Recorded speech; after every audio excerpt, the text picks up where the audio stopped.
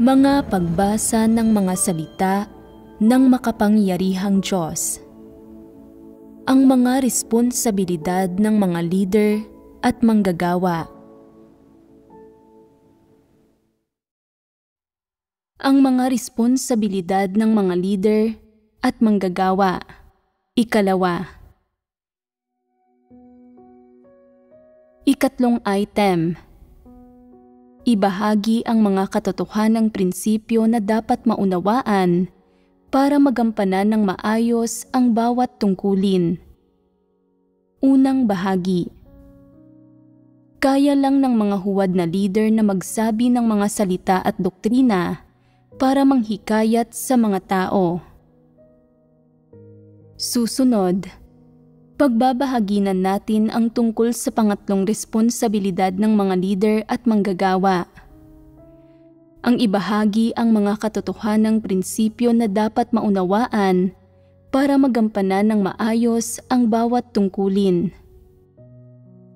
Mahalaga at fundamental na gawain ito ng mga leader at manggagawa at pagbabahaginan at hihimayin natin ang mga pagpapamalas ng mga huwad na leader batay sa responsibilidad na ito.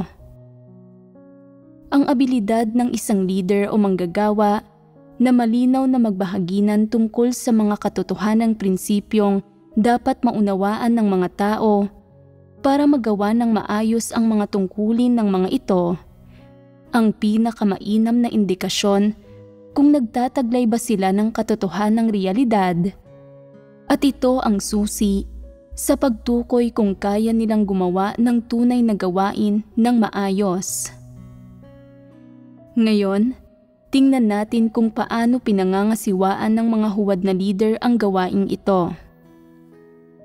Ang isang katangian ng mga huwad na leader ay ang kanilang kawalan ng abilidad na ipaliwanag o linawin ng lubusan ang anumang isyu na may kinalaman sa mga katotohanang prinsipyo.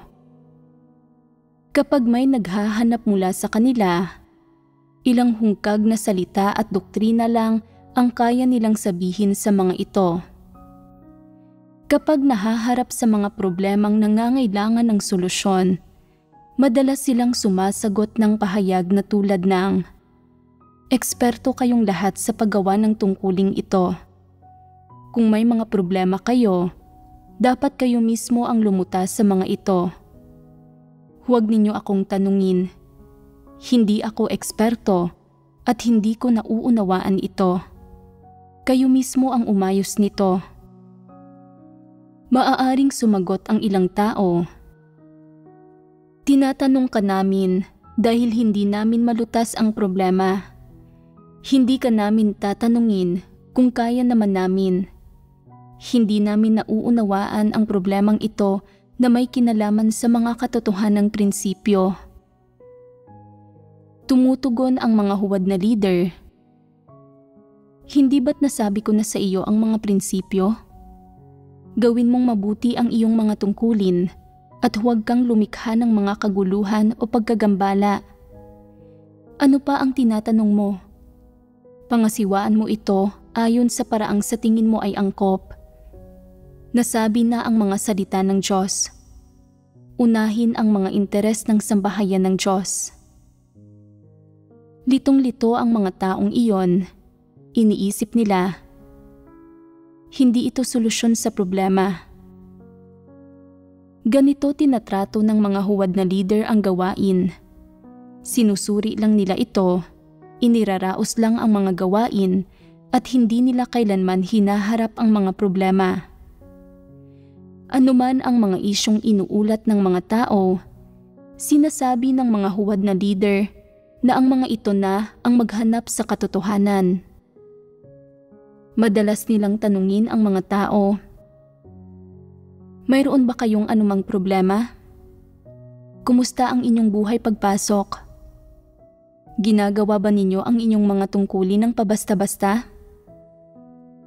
Sumasagot ang mga taong iyon, sinasabing, "Paminsan-minsan, napapansin kong nagiging pabasta-basta ako at sa pamamagitan ng panalangin, nalulutas ko ito at nababago ko ang sarili ko. Ngunit hindi ko pa rin nauunawaan ang mga katotohanang prinsipyo sa paggawa ng aking tungkulin. Sinasabi ng mga huwad na leader, "Hindi ba't ibinahagi ko na sa iyo ang mga partikular na prinsipyo noong huling pagtitipon? Binigyan pa nga kita ng ilang sipi ng mga salita ng Diyos. Hindi ba't dapat ay nauunawaan mo na ngayon?" Sa katunayan, nauunawaan nila ang lahat ng doktrina, ngunit hindi pa rin nila nalulutas ang kanilang mga problema. Naglilitanya pa nga ang mga huwad na leader ng mga salitang matayog kung pakinggan. Bakit hindi mo ito malutas? Hindi mo lang nabasa ng sapat na mabuti ang mga salita ng Diyos. Kung mas mananalangin at mas magbabasa ka pa ng mga salita ng Diyos, malulutas ang lahat ng problema mo. Kailangan ninyong matutong mag-usap-usap at maghanap ng paraan ng magkakasama, saka malulutas ang inyong mga problema kalaunan. Tungkol naman sa mga profesional na issue, huwag ninyo akong tanungin. Ang responsibilidad ko ay ang suriin ang gawain. Natapos ko na ang gampanin ko at ang natitira ay mga profesional na usapin na hindi ko nauunawaan. Madalas gumagamit ang mga huwad na leader ng mga dahilan at palusot tulad ng, "Hindi ko nauunawaan, hindi ko ito kailanman natutuhan, hindi ako eksperto," upang iwasan ang mga tao at takasan ang mga tanong. Maaaring mukha silang napakamapagpakumbaba. Gayunpaman, nilalantad nito ang isang malubhang issue sa mga huwad na leader. Wala silang anumang pag-unawa sa mga problemang may kinalaman sa profesional na kaalaman sa ilang gampanin. Pakiramdam nila ay wala silang kapangyarihan at mukha silang asiwang-asiwa at nahihiya. Ano ang ginagawa nila kung gayon? Kaya lamang nilang tipunin ang ilang sipi ng mga salita ng Diyos upang ibahagi sa lahat sa mga pagtitipon. Tinatalakay ang ilang doktrina upang hikayatin ang mga tao. Ang mga leader na may kaunting kabutihan ay maaaring magpakita ng malasakit sa mga tao at tanungin sila paminsan-minsan, "May mga kinaharap ba kayong suliranin sa inyong buhay kamakailan? May sapat ba kayong damit na masusuot? Mayroon bang sino man sa inyo ang hindi umaasal ng maayos?" Kung sasabihin ng lahat na wala silang mga ganoong issue, sasabihin nila, "Kung gayon ay walang problema. Ipagpatuloy ninyo ang inyong gawain. May iba pa akong kailangang asikasuhin." At agad na silang umaalis. Natatakot sila na may magtanong at hilingin sa kanila na ayusin ito. Inilalagay sila sa nakakahiyang sitwasyon. Ganito gumagawa ang mga huwad na leader. Hindi nila kayang lutasin ang anumang tunay na problema. Paano nila epektibong maisasagawa ang gawain ng iglesia? Dahil dito, humahadlang kalaunan sa gawain ng iglesia ang mga naipong isyu na hindi nalutas. Pangunahin itong katangian at pagpapamalas ng kung paano gumawa ang mga huwad na leader. Sa gawain nila, masigasig lang ang mga huwad na leader sa pangangaral at pinakagusto nilang magsabi ng mga salita at doktrina at magsabi ng mga salita para hikayatin at pagaanin ang loob ng mga tao. Iniisip na basta't nahihikayat nila ang mga taong maging masigla at abala sa paggampan ng mga tungkulin ng mga ito, pareho na rin ito ng paggawa ng mahusay na trabaho. Dagdag pa rito, maalab ang damdamin ng mga huwad na leader sa pagmamalasakit sa kalagayan ng pang-araw-araw na buhay ng bawat tao. Madalas nilang tinatanong ang mga tao kung nakakaharap ang mga ito ng anumang paghihirap tungkol doon, at kung talagang nakakaharap ng paghihirap ang sinuman Handa silang tumulong na lutasin ang mga paghihirap na ito. Talagang nagpapakaabala sila sa mga pangkalahatang usaping ito. Kung minsan ay ipinagpapaliban pa ang pagkain at madalas na nagpupuyat at gumigising ng maaga. Kahit napakaabala nila at nagtatrabaho sila ng husto, bakit nananatiling hindi nalulutas ang mga problema sa gawain ng iglesia at ang mga paghihirap na hinaharap ng hinirang na mga tao ng Diyos sa paggawa ng mga tungkulin ng mga ito? Ito ay dahil hindi kailanman kayang ipaliwanag ng malinaw ng mga huwad na leader ang mga katotohanang prinsipyong may kaugnayan sa paggawa ng mga tungkulin. Ang mga salita at doktrina at panghihikayat na sinasabi nila ay ganap na hindi epektibo at hindi talaga kayang lumutas ng tunay na mga issue. Gaano man karami ang sinasabi nila o gaano man sila kaabala o kapagod, hindi kailanman umuusad ang gawain ng iglesia.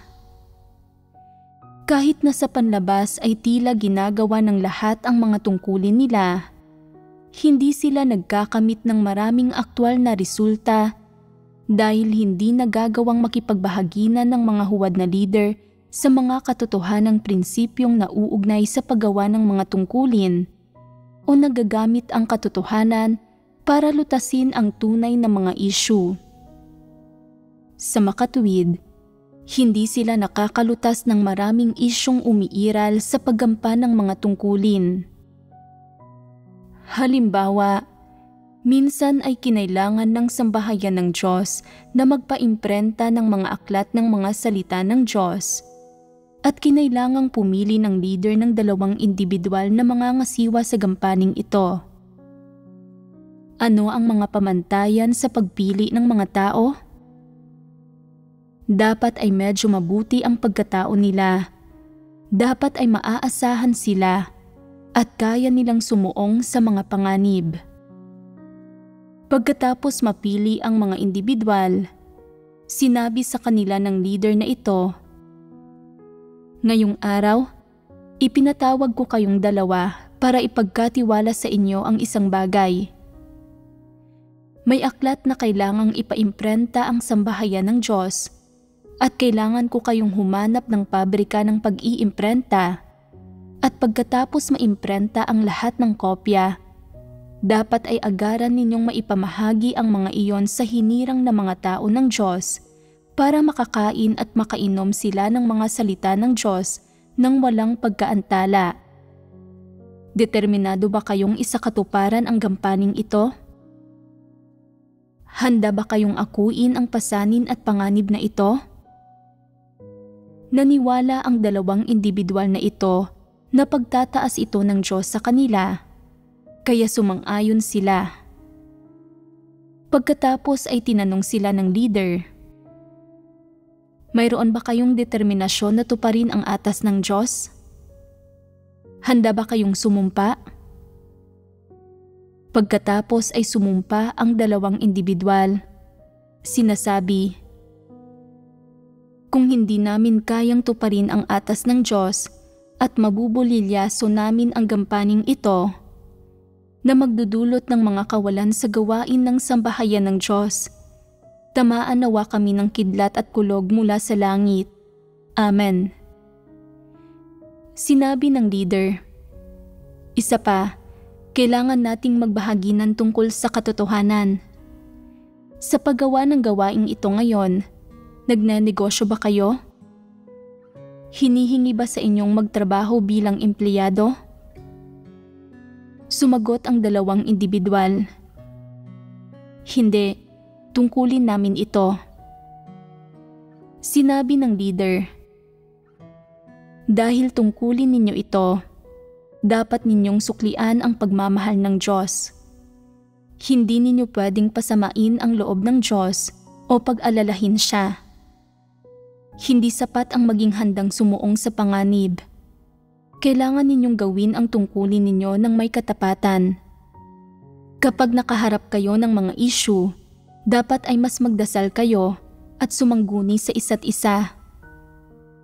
Huwag kayong maging sutil o kumilos ayon sa sarili ninyong kalooban. Bakit ko kayo ipinaris para magtulungan kayong dalawa? Ito ay para matalakay ninyo ang mga bagay-bagay kapag may mga nangyayari na magpapadali para sa inyong kumilos. Kung hindi kayo magkasundo, magdasal kayo. Dapat bitiwan ng bawat tao ang sarili nilang mga opinyon at kumilos lang kapag may napagkasunduan na kayo. Umaasa ako na matatapos ninyo ng matagumpay ang gawaing ito. Sa wakas, nakahanap ang leader na ito ng isang sipi ng mga salita ng Diyos tungkol sa paraan ng paggawa ng maayos sa tungkulin ng isang tao, at silang tatlo ay dinasal binasa ito ng ilang beses.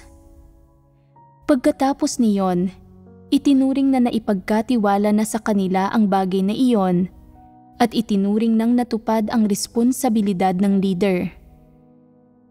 Kumusta ang paggampan ng leader sa gawaing ito?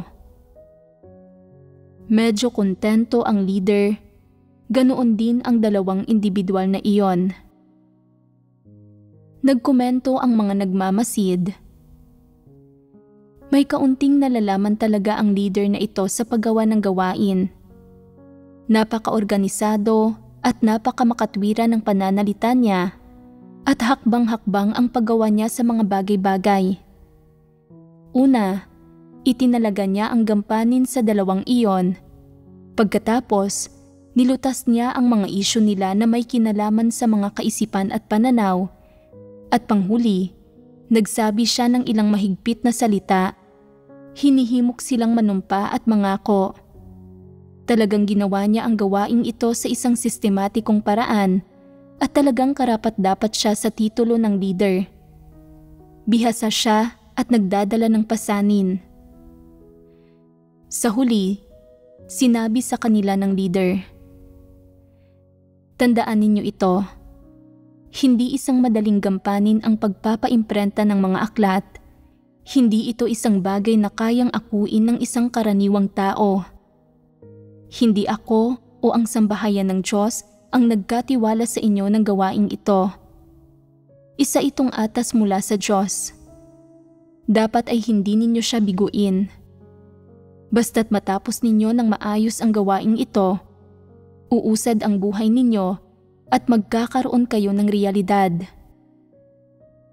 Sa teorya, walang anumang isyu ng prinsipyo sa mga salitang ito.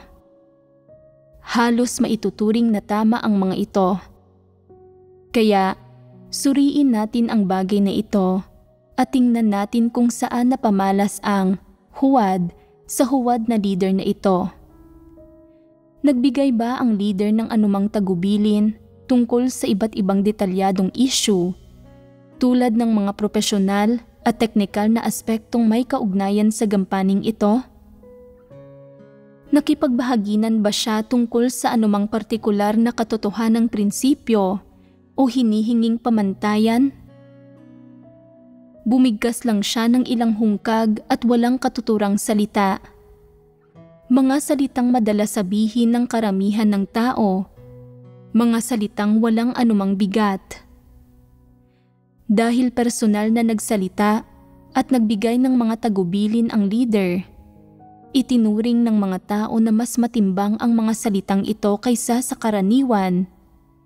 Pero sa realidad, mga walang kaugnayang pananalita ang mga iyon at wala talagang epekto sa paglutas ng anumang tunay na isyung may kaugnayan sa pagpapaimprenta ng mga aklat.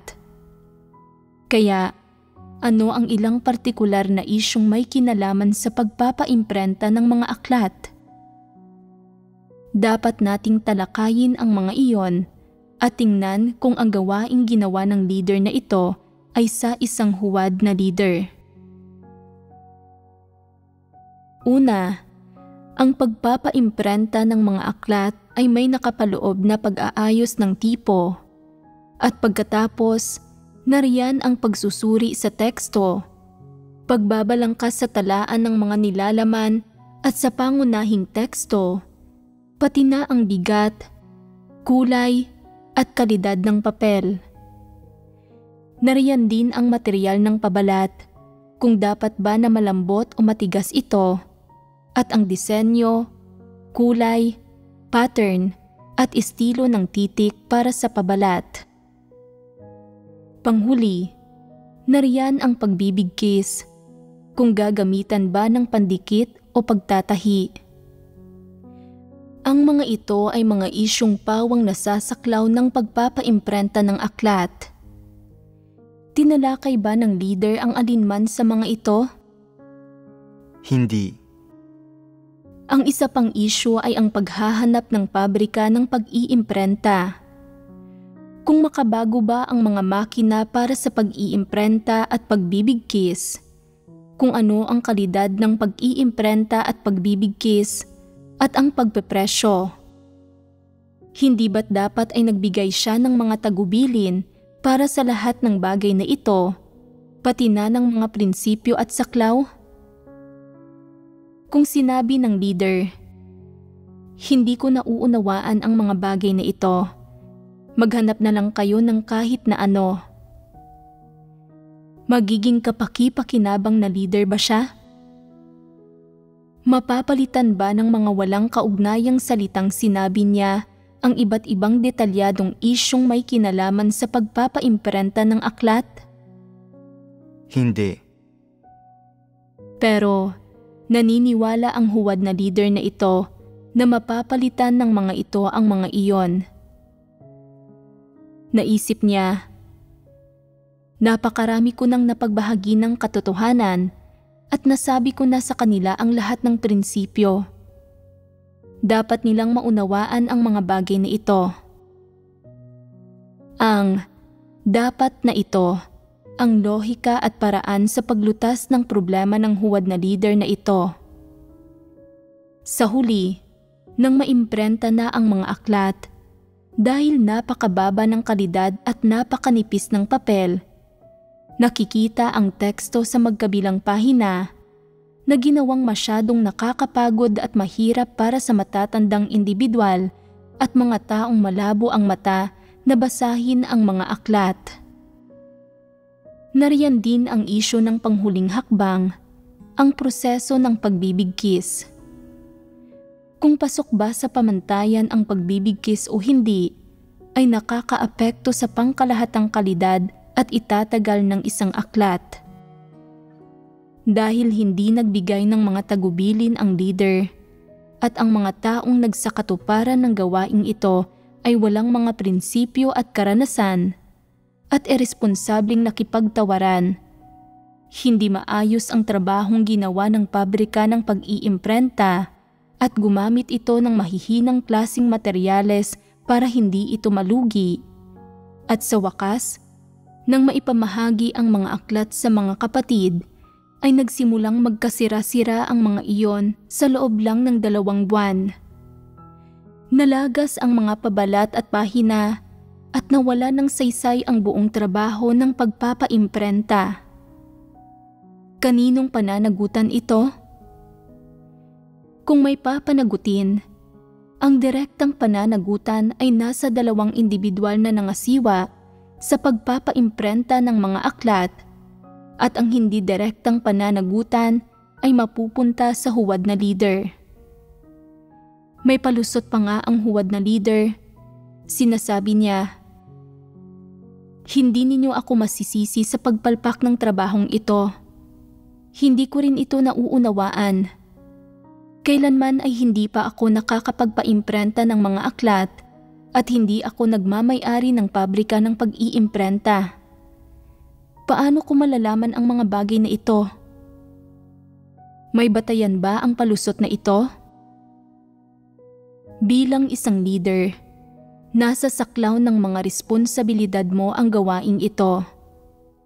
Gawain man ito na may kaugnayan sa isang propesyon, kasanayan, isang uri ng kaalaman o sa katotohanan, hindi mo kailangang maunawaan ang bawat bahagi nito, pero nagsikap ka bang matutuhan ang hindi mo nalalaman? Tinupad mo ba ang mga responsibilidad mo sa isang seryoso at maingat na paraan? Pwedeng sabihin ng ilang tao, gusto kong tuparin ang mga responsibilidad ko, pero hindi ko rin ito nauunawaan. Kahit gaano ko subukang matuto, hindi ko talaga ito makuha. Ibig sabihin nito, bilang isang leader, hindi ka pasok sa pamantayan. Isa kang ganap na huwad na leader. Medyo naghinanakit ang mga kapatid dahil sa mababang kalidad ng mga aklat. Sinabing, kahit na wala kaming ginasto sa mga aklat na ito, masyadong mababa ang kalidad nito. Paano ba ginawa ng leader na ito ang trabaho niya? Paano ba niya isinakatuparan ang gawaing ito? Nang marinig ito ng leader, tumugon siya. Masisisi ba ninyo ako riyan? Hindi ako ang may-ari ng pabrika ng pag-iimprenta at wala sa akin ang huling pasya. Higit pa riyan, hindi ba't pagtitipid ito ng pera para sa sambahayan ng Diyos? Mali bang magtipid ng pera para sa sambahayan ng Diyos? Tama ang mga salita ng leader, hindi mali ang mga ito. Hindi kailangan ng leader na umako ng legal na pananagutan. Gayunpaman, may isang problema. Iyon ay na nasayang ang perang ginastos sa pagpapaimprenta sa mga aklat. Nagsimulang magkasira-sira at malagasan ng mga pahina ang mga aklat na ipinamahagi sa mga kapatid sa loob ng 2 buwan. Sino ang dapat magpasa ng mga kahihinatnan? Hindi ba't pananagutan ito ng leader? Nangyari ito sa saklaw ng gawain mo sa panahong nagsilbi ka bilang leader, kaya hindi ba't dapat ikaw ang managot? Kailangan mong pasanin ang sisi. Hindi mo maitatanggi ang pananagutan mo. Pwede pa ngang magsalita sa hindi makatwirang paraan ang ilang tao. Sinasabing, kailanman ay hindi ko pa nagagawa ang trabahong ito. Hindi ba ako pwedeng magkamali sa isang trabahong hindi ko pa kailanman nagagawa? Batay lang sa pahayag na ito, hindi ka bagay sa trabaho mo at dapat kang tanggalin. Hindi ka nababagay na maging leader. Talagang huwad na leader ka. Ang pagsasabi ng maraming masarap pakinggang salita pero hindi paggawa ng anumang tunay na gawain, ito ang pinakamaliwanag na pagpapamalas ng isang huwad na leader. Ang ilang huwad na leader ay hindi magawa ng maayos at ng konkreto ang bawat item ng tunay na gawain sa praktikal na paraan. Kaya lang nilang mag-asikaso ng ilang pangkalahatang usapin at pagkatapos ay naniniwala silang pasok sila sa pamantayan bilang leader. Nakahanga-hanga sila at madalas silang nagyayabang. Sinasabing, kailangan kong alalahanin ang lahat ng bagay sa iglesia at kailangan kong harapin ang bawat problema. Kaya ba ng iglesia nang wala ako? Kung hindi ako magdaraos ng mga pagtitipon para sa inyo, hindi ba't magiging watak-watak kayo?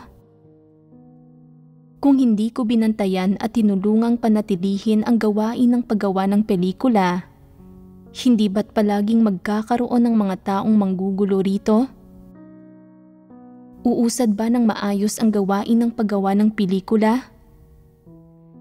Kahit na hindi ako bihasa sa gawain ng paggawa ng himno, kung hindi ako madalas na pumunta para siyasatin ang gawain ninyo, panatilihin ang kaayusan para sa inyo, at mag-organisa ng mga pagtitipon para sa inyo, magagawa ba ninyo ang mga himnong iyon?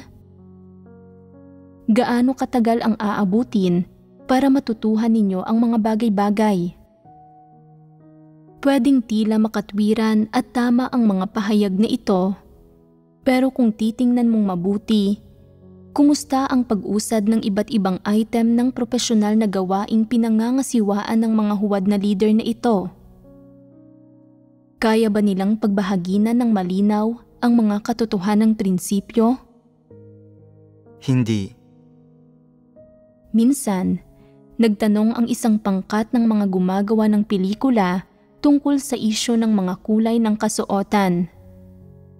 Kumuha sila ng ilang litrato at iba-iba ang mga kapaligiran at tao sa mga kuha, pero sa pangkalahatan ay iisa ang kombinasyon ng mga kulay ng mga kasuotan. Lahat ay mga natural na kulay abo at dilaw. Tinanong ko, anong nangyayari? Bakit ganitong mga kulay ang suot nila? Sinabi nila na sadyang pinili ang mga kulay na ito na pinagpaguran at pinagsikapan nilang hanapin ang mga ito sa isang pamilihan. Sinabi ko, bakit ang mga kulay na ito ang pinili ninyo? Binigyan ba kayo ng itaas ng mga tagubilin tungkol doon? Hindi ba tinagubilinan kayo ng itaas na gumamit ng iba't ibang kulay at na dapat nakagalang-galang at disente ang mga kulay na iyon? Bakit nagkaganito ang resulta? Sa wakas, pagkatapos ng mga pagtatanong, sinabi ng ilang tao, hindi masyadong kagalang-galang at disente tingnan ang ibang mga kulay o hindi tulad ng mga isinusuot ng mga mananampalataya sa Diyos o ng mga banal. Ang kombinasyong ito lang ng mga kulay ang mas mukhang dapat na isuot ng mga mananampalataya. Kaya, pare-pareho ang pananaw ng lahat na ang pagsusuot ng mga damit na may ganitong uri ng mga kulay ang pinaka-nakaluluwalhati sa Diyos at pinaka-kumakatawan sa imahin ng sambahayan ng Diyos. Sinabi ko, kailanman ay hindi ko sinabi sa inyong lahat na magsuot ng mga damit na ganito ang mga kulay. Maraming kagalang-galang at disenteng kulay. Isipin ninyo kung gaano kaganda ang bahaghari na itinatag ng Diyos bilang isang tanda ng kasunduan niya sa sangkatauhan. May pula, kahel, dilaw, berde, asul, indigo, lila. Bawat kulay ay kinakatawan maliban sa mga kulay na suot ninyo. Bakit ninyo pinili ang mga kulay na iyon? Ginawa ba ng leader nila ang konkretong gawain ng pagsasagawa ng mga pagsusuri tungkol sa mga bagay na ito? Masasabi kong talagang hindi. Kung nagtataglay ang leader ng dalisay na pagkaarok at tunay niyang nauunawaan ang katotohanan at ang mga hinihingi ng Diyos, hindi sana pinili ng mga miyembro ng pangkat ng mga gumagawa ng pelikula ang mga gayong kasuotan at sumangguni sana sila sa itaas tungkol sa mga iyon. Nalutas sana ang isyu ng mga kasuotan sa mas mababang antas, pero hindi ito kayang tugunan ng huwad na leader. Sa halip, walang kahihiyan niyang tinanong ang itaas tungkol dito. Hindi ba't dapat napungusan ang ganitong tao? Ni hindi kayang lutasin ng huwad na leader na ito ang pinakasimpleng problemang ito. Ano ang pakinabang niya? Isa ka lang basura. Hiningi sa iyong luwalhatiin ang Diyos at magpatotoo sa Kanya, pero sa huli ay binigyan mo ng kahihiyan ang Diyos. Hindi ba't napakarami mong nauunawaan? Hindi ba't kaya mong magpahayag ng maraming kaalaman at doktrina? Kung gayon, bakit hindi epektibo sa sitwasyong ito ang lahat ng doktrinang iyon at ang lahat ng kaalamang iyon? Paano ka nabibigong lumutas at magsagawa ng mga pagsusuri tungkol sa isyu ng mga kasuotan? Nakuha mo ba ang epektong dapat mong makuha bilang isang leader? Natupad mo ba ang mga responsibilidad na dapat mong matupad bilang isang leader? Isa itong pagpapamalas ng isang huwad na leader. Sa anumang partikular na gampanin, ang mga huwad na leader ay walang pagkaunawa sa mga prinsipyo. Hindi nila kayang magbigay ng nasa oras na pagtutuwid at kalutasan sa anumang isyu ng baluktot na pagkaarok sa katotohanan at magbigay kakayahan sa mga taong makahanap ng direksyon at landas sa pamamagitan nito. Ang mga huwad na leader ay bumibigkas lang ng mga salita at doktrina at sumisigaw ng mga islogan. Hindi nila kayang gumawa ng anumang konkretong gawain.